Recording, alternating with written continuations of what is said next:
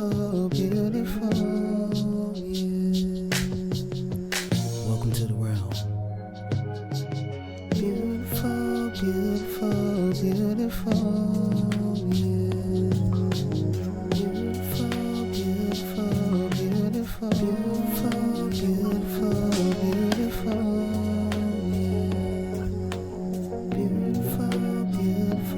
beautiful, beautiful.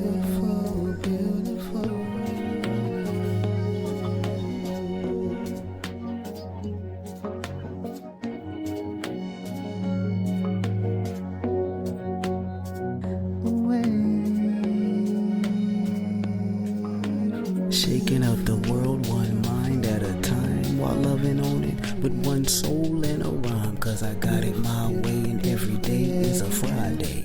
So we can't get fired in this piece. Why? Because we own these streets. See? Beautiful, beautiful, beautiful, yeah, yeah. Shaking up the world one mind at a time and loving on it one soul and a rhyme.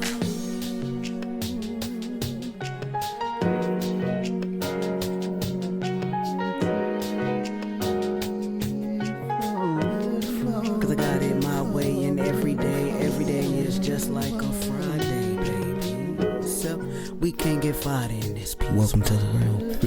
Because we own these. Now let's get it.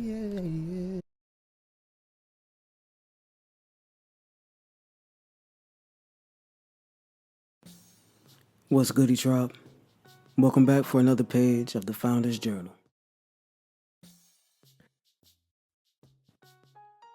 Lately, I've been hearing a question come up over and over again. Are they toxic? And honestly, I don't think that's the question anymore. Not because unhealthy relationships don't exist. They absolutely do.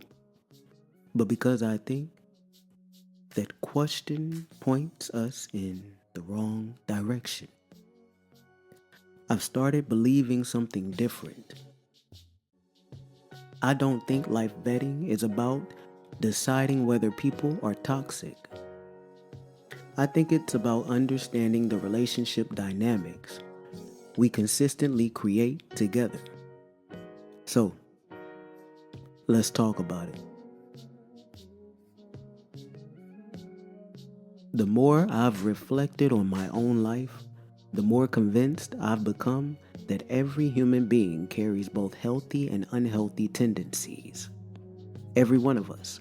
Fear, insecurity, pride, patience, generosity, defensiveness, grace, growth. None of us are only one thing. So if every human being has moments where they don't show up as their best self, then asking, are they toxic, doesn't actually help make wiser decisions. I think there's a better question here. How do they relate to those parts of themselves? Because that's where the evidence lies. Let me give you an example. Two people both become defensive during conflict. Same emotion, different stewardship. One says, "You're right, I got defensive. Give me a minute." The other says, "This is your fault. You always do this." Both experienced defensiveness. Only one demonstrated stewardship of it. That's what I've learned to pay attention to. Not whether someone has human emotions, but how they consistently steward them. One reason this lesson means so much to me is because I've lived in every one of these dynamics. I've needed rescue. I've been the rescuer. I've experienced codependency. I've leaned into hyper-independency. And now, I'm learning about partnership. That doesn't make me better than someone who's still in one of those seasons. It simply means I've walked parts of the road they're walking now. And I think that's important because I don't want to judge people for the season they're in. I've had and will have seasons that need grace too. I think life vetting evolves again here. Instead of asking, is this person toxic? I now ask, what relationship dynamic is consistently emerging between us? And then, does that dynamic move both of us toward greater stewardship? Or does it quietly keep one or both of us from growing? That's a completely different conversation. Because now, I'm not trying to diagnose a person. I'm simply understanding a system. And systems leave evidence. Another realization I've had is that compatibility isn't always about good people and bad people. Sometimes it's simply about seasons.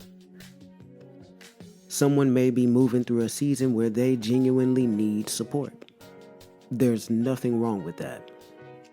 I've had and will have those seasons too. The question isn't whether they're worthy of love. They absolutely are. The question is whether their current season and my current season can be stewarded together in a healthy way.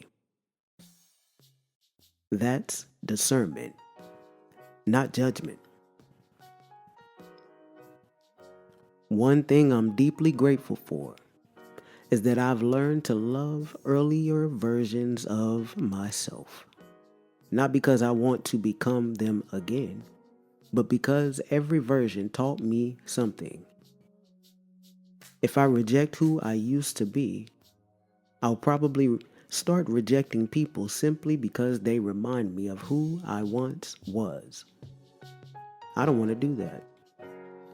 Growth isn't about pretending we've always been wise. It's about honoring the role each season played in becoming who we are today. Here's the question I'll leave you with.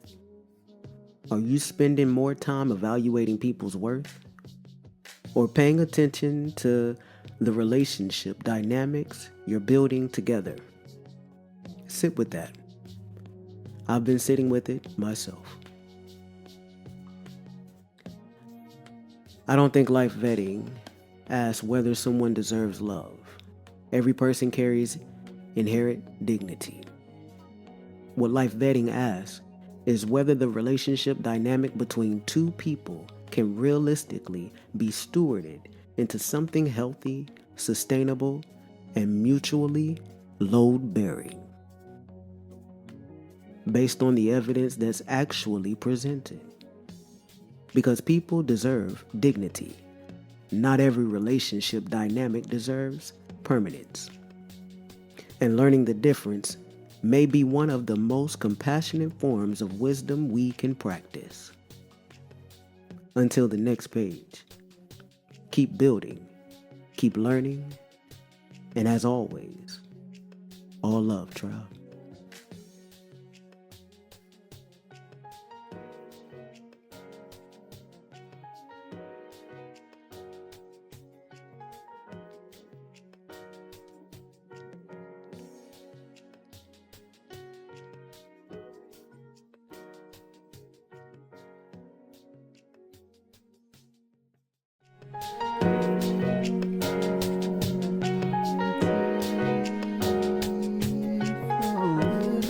Cause I got it my way, and every day is just like a Friday, baby. So we can't get fired in this piece. Welcome to the realm. Because we own these. Now let's get it.